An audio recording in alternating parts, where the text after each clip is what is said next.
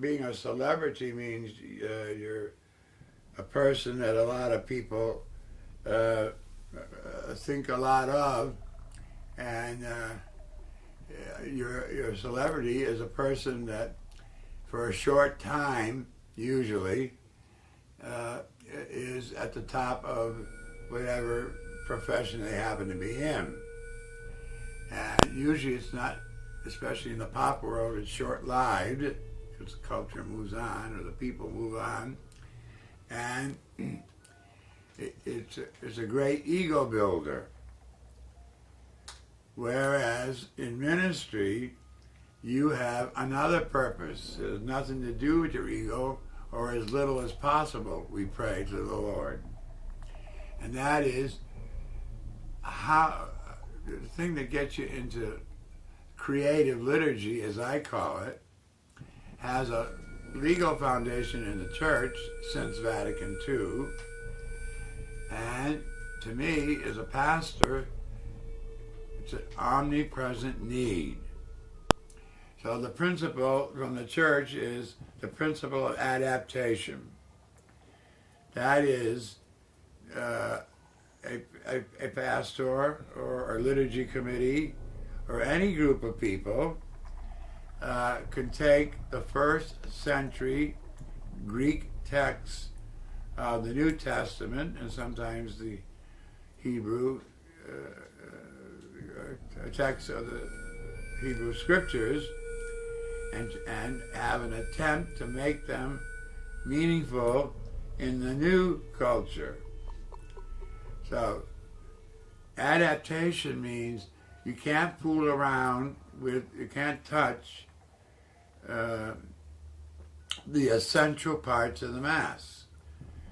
Now, to really be creative in liturgy, you got to know your liturgy well. And I was lucky to have a next to insane, overly demanding, but wildly efficient and wildly knowledgeable professor of liturgy in the 2 years we had it at Christ the King Seminary at St. Bonaventure, New York. And we had to do term papers. It was a secondary subject, but his courses took more energy and time and paper writing than scripture, moral theology, dogmatic theology, and canon law put together. And he also taught Gregorian chant and was director of the choir. But anyway, he was a liturgiologist of the first water, but so demanding he was not well liked. I liked him for what he taught. I didn't like him because of the papers he made us write. You know, when you get a doctoral thesis, it's on some obscurantist subject affecting 1-2 weeks of George Washington or Thomas Jefferson's life.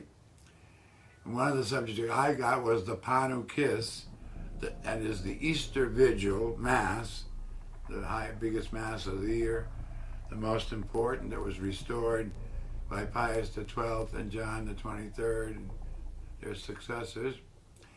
I had to write a term paper on the Panuchis, the Easter Vigil ceremonies from the 9th to the 12th century in the Gallican liturgy, which was the local liturgy of the Franks, the German and French people of today.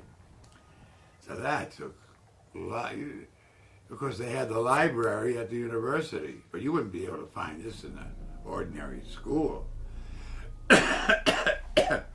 So I could see how the church worked. And there was a basic principle, unwritten. Well, the written principle was how the church prays is what it teaches. It's such an intimate nexus, a transcendental relationship between liturgy and creed, if you want to call it creed, and the way we live our lives, our morality, our ethics, and our super ethics of following Jesus. So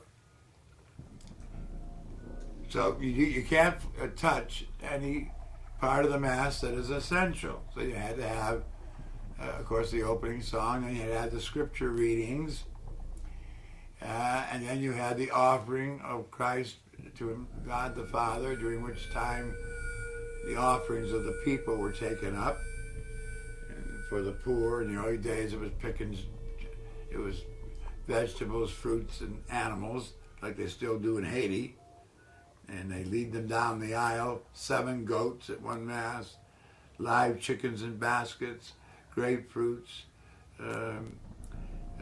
avocados, coffee yet to be finished off, burned, or whatever you do with coffee. And so the point is, you're trying to,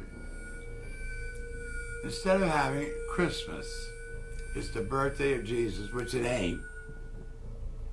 And we have all this secular culture which the people are immersed in every day, from Santa Claus to Rudolph the Red-Nosed Reindeer, to the song which I loved, I Saw Mommy Kissing Santa Claus, and all that. So that's what the people are immersed in. So how can you take a first century Jewish thought out, Greek written down, a text and the milieu in which it was written, and apply it to the 20th century, and apply it to this parish? Now, of course, black parishes are so different in many ways, for many reasons, good and bad, that, of course, when the 11 years in a black parish were a delight. You could adapt anything, because the people were adaptable. 85% of them were converts from Protestant churches, so they didn't know half that old Catholic stuff that I don't want people to know.